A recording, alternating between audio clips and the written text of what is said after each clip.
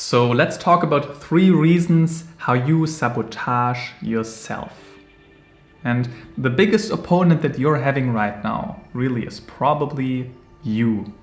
You can stop comparing yourself with other people because you're the one who's messing up. And I want to talk about 3 ways that you are probably messing up, and probably one of them is more prominent than the other ones. And I want you to just figure that out and then learn from that and then work on that. And it might be with your friends, it might be with your family, it might be in your career or in your business, it might be in different areas. Probably you do it throughout all areas, but there are probably some areas where you're sabotaging yourself more than in others. Let's directly start with the first one. The first one is about your self-image. So what you think about yourself, what you think who you are. I'm good at selling. I am a risk taker. I'm good at talking to people. I am outgoing. Those are all aspects of your self-image, what you think about yourself. And the self-image is very much connected to your self-esteem. And your self-esteem really, again, depends on the areas in life. Maybe you're very confident when it comes down to sports. Maybe you're not so confident when it comes down to your job. It depends highly. And your self-esteem and your self-image becomes a self-fulfilling prophecy. And this is how you sabotage yourself. So for example, you go on a party and you think, hey, I'm not outgoing. I'm not good at small talk. I'm not good at talking to new people. That's just who I am. How will you probably show up on that party? Your posture will be more like that. You have less eye contact. You more look to the ground. You're overthinking, becoming anxious. People feel that vibe, even if they just feel it subconsciously. You're not fun talking to. You're not approaching people. And at the end of the party, you will say, I told you, I'm not good at this. But it was a self-fulfilling prophecy. Simply because you thought about yourself that way, you act that way. If you think, hey, I'm confident, how will you probably do that differently? How will you probably show up to, for example, a sales call? If you say, hey, I'm good at sales and I think my product is actually great, but independent of that, I think I'm fun to talk to and I'm a good and honest salesperson and I think I can do a good job. How will you probably lead this conversation? Much more relaxed, much more easygoing with this person, but in the right moments, being assertive, very fair, very calm, and the other person will feel that and you will have a higher ratio of sales closes. So your self-image is crucial.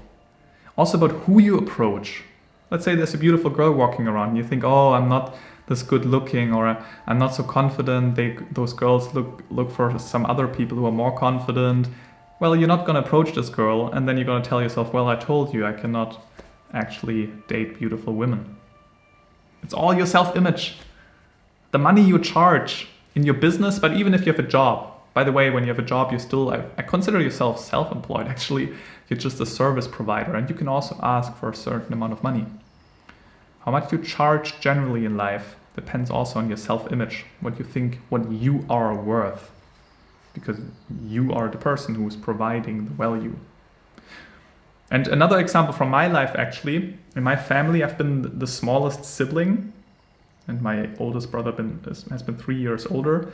So throughout my childhood, I always felt like the small one. I did not have so much to say. I couldn't articulate myself as well as others. So I couldn't win those arguments so well. And I was more like this cleaner fish who's swimming like close to the shark. I was with the group, but I didn't feel like I was the leading position. I didn't feel like I had big influence.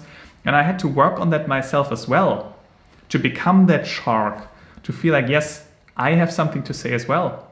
I can start a YouTube channel. I can start a business and I can do this by myself. I'm confident enough and I think I can also be a leader. I had to work on that as well. Otherwise I would have self-sabotaged myself, and I did that for a long time. Very important. Now your self-image is usually originated in your childhood. I think what might be very helpful to take a closer look with your relationship to your parents, your mother, your father, how they managed money, what kind of comments they repeated throughout their childhood, how they treated you, how they dealt with the emotion of anger or guilt or shame or whatever there is. There's probably a very close connection to that and how competent you feel. Yeah. And in the past, you maybe worked on your thoughts. You noticed, hey, this is what I'm thinking. I don't want to think that anymore. Or you even worked on your behavior. Like, I want to do this differently. But maybe it still didn't work. You were still backlashing to your old patterns and it didn't work long term. Well, that's because you worked on your thoughts and your behavior. But the very core of that is your self-image. You need to work on your self-image, who you think you are. If you think you are a morning person, you are going to wake up early. If you just want to build a habit to wake up early for now, but actually you think, well, I'm not good at this, I'm actually somebody who's constantly sleeping in, you're not going to wake up early consistently. You need to work on your self-image. First point. Second point, how you self-sabotage is uncertainty avoidance. That is closely connected to procrastination, for example. There are tasks coming up, you feel a little bit of stressed, you also don't exactly know who to approach, what are the next steps, where to look, and do your research. Yeah, that's a little bit uncertainty, and that stresses you and that makes you procrastinate. You avoid uncertainty because it's too much stress for you. It's uncomfortable also to change, to try something new in life.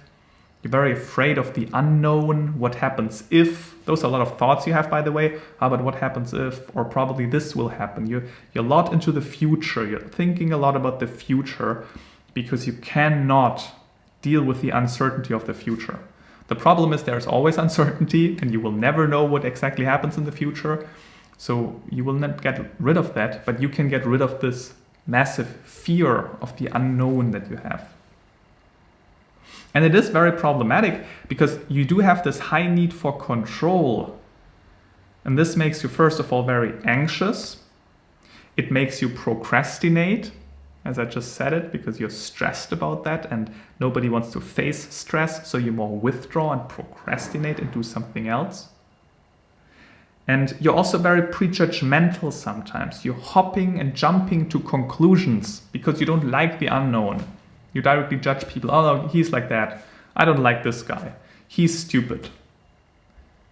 Or no, we shouldn't do this because I'm sure this will happen. So in your business, for example, you're not very much a risk taker. You come across even arrogant because you're judging everybody so fast. You tend to not think so great of other people because you're afraid of who they are. You don't really know them, and it's easier to just say, oh, this is a weird guy. Then I don't need to deal with that. And then I protect myself from anything that might happen that I didn't expect. And that's how you sabotage yourself. You need to be more okay with uncertainty. You need to be more open-minded. And again, it becomes a self-fulfilling prophecy. And the third point, the third major point that I'm seeing in people, how they self-sabotage themselves, is I call it ego protection. And that has a lot to do with you actually being hurt, you actually feeling pain, you actually not being okay with something, and your ego is basically hurt. Maybe somebody's coming late, maybe somebody is disappointing you because they didn't show up, or they don't want to work with you together anymore, or somebody in the relationship doesn't text you as often as you want to. Anything that hurts you actually. You maybe don't even feel hurt or that pain, but you feel anger. That's your ego protection mechanism. You feel angry about them. You blame others. You don't blame yourself because again that hurts. It's easier to blame others. You become angry and maybe there's even a bit of rage involved. Maybe you're burning bridges fast. Maybe in relationships you're often just cutting out the relationship. If something annoys you, something is actually something that hurt you, people are very quickly dead for you. You just say, okay, no, I don't want to have anything to do with you anymore. I don't want to be your friend anymore. Let's cut the relationship here. You do this very early on. And basically it's just a protection mechanism. It's your ego protection. But the question is whether that's the most optimal protection mechanism you can do, because you're burning a lot of bridges, you're cutting a lot of relationships, or you're angry towards others which way makes them dislike you because you don't have your emotions under control. But anger is just your protection mechanism. You know, because you may be anxious, you're hurt, you're withdrawing, but then you use anger, which is very outgoing, and you protect yourself. Attack is the best protection. That's what you basically subconsciously think. That's not helpful. And you should actually look at where it hurts. You should feel your pain. And you should deal with the actual underlying feeling behind anger, which is pain and suffering. And by facing that, it will decrease. By communicating that, by accepting that, it will get better. But you're sabotaging yourself because you don't do that. You don't do the difficult work. Those are 3 ways how you protect how you sabotage yourself. It's the self-image, what you think about yourself, the uncertainty avoidance, not dealing with the uncertainty, jumping to conclusions, avoiding procrastinating, and it's your ego protection. Your ego is too big. You get angry about it, you protect your ego, but you're not looking at the actual thing that is actually there. Those are the 3 ways, and you can work on that. That's the most important aspect. Self-sabotage starts with, so dealing with self-sabotage starts with awareness. So if you name it, you tame it. That's why I dropped those 3 ways and 3 names basically, because I want you to name it.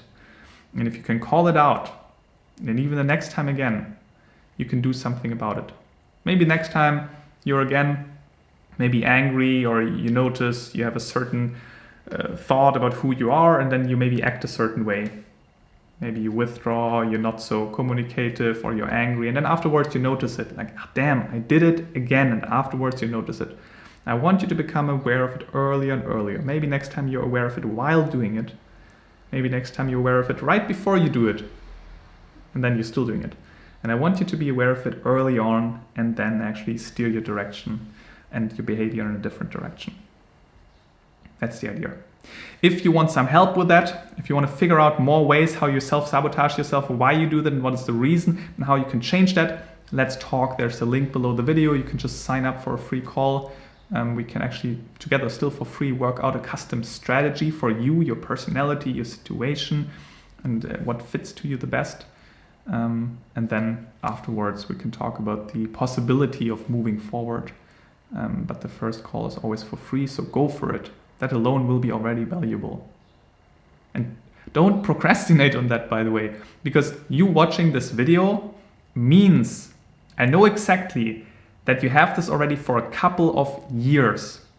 Because this term, the title of the video, self-sabotage, you pressing on this video means that you are already quite aware of it.